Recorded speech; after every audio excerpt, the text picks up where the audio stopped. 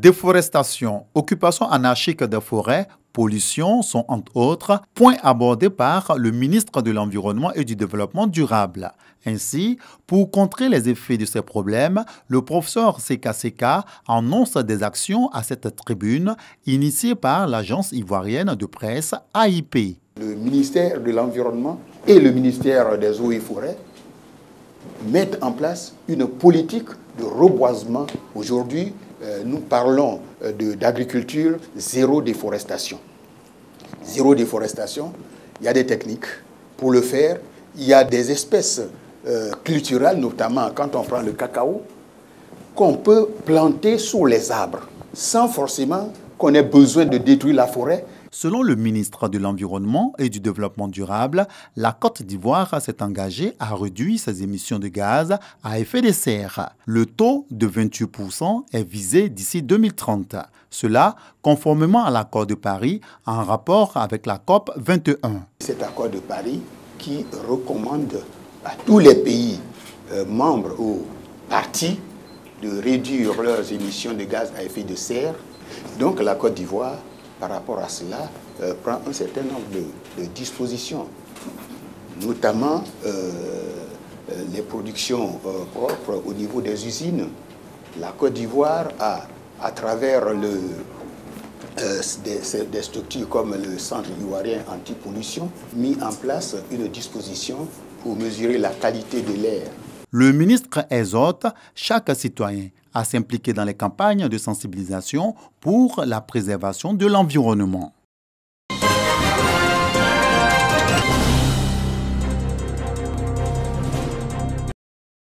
Les associations et clubs UNESCO sont des groupes de personnes volontaires ou des militants bénévoles au service de l'UNESCO, notamment dans le domaine de l'éducation-formation. En Côte d'Ivoire, on dénombre 181 clubs UNESCO, ces centres qui contribuent à la formation de nombreuses personnes à travers les cours du soir. Réunis au sein de la Fédération ivoirienne des associations et clubs pour l'UNESCO, les acteurs veulent donner une nouvelle impulsion à leurs activités. L'objectif des clubs UNESCO, c'est de mieux faire connaître la mission de l'UNESCO, les priorités et les programmes de l'UNESCO.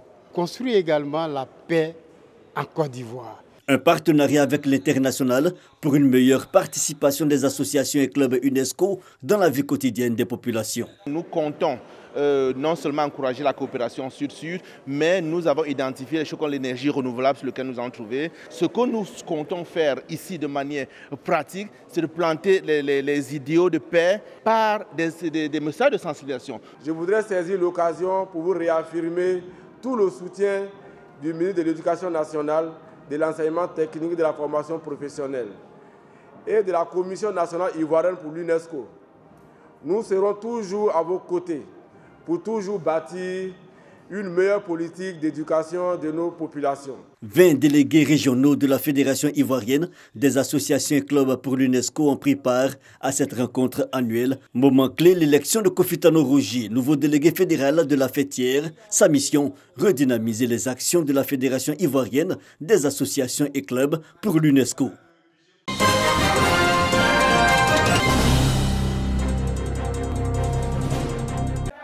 Ils sont venus de diverses communes du district d'Abidjan et des villes de l'intérieur pour participer à la première édition du camp national des scouts musulmans de Côte d'Ivoire, dénommé les retrouvailles des Verts.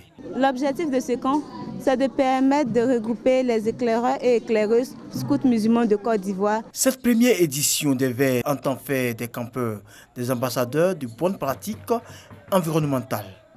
Les Verts, d'abord, ce qu'il faut savoir, c'est que les Verts constituent le noyau du scoutisme. Le scout a été créé à partir de la branche verte qui comprend les jeunes de 12 ans à 17 ans.